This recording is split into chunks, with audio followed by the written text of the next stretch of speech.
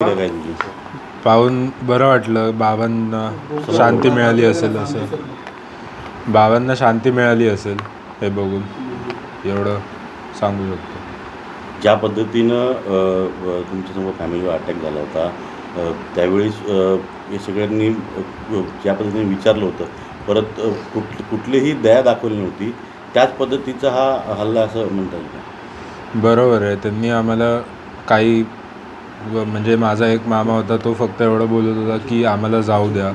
त्याला काही दया न दाखवता त्याला सरळ शूट केलेलं. सेम माझ्या दुसऱ्या मामाला आणि नंतर माझ्या बाबाला पण.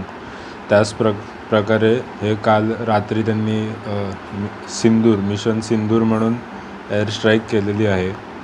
त्याचा आम्हाला हे झालेलं आहे, आनंद झालेला आहे बस.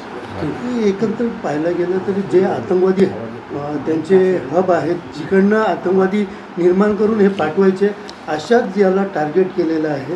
आणि भारतीय सेनेने ज्या पद्धतीने ट्विट केलेलं आहे की कुठंतरी आम्ही त्यांना उत्तर दिलेलं आहे, यावरती काय? त्याच्यावरती मी म्हटल्याप्रमाणे समाधानी आहे. त्यांनी म्हणजे जिथनं हे सगळे अतिरेकी निघतात त्या 9 जागांवरती त्यांनी टार्गेट केलेलं आहे आणि अशाच अजून कारवाया व्हाव्यात अशी इच्छा आहे.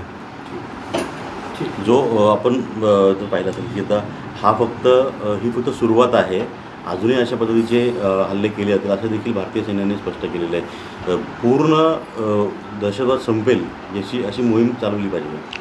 100% पूर्ण नेस्तनाबूत करून टाकलं पाहिजे अशा सगळ्यांना. ओके.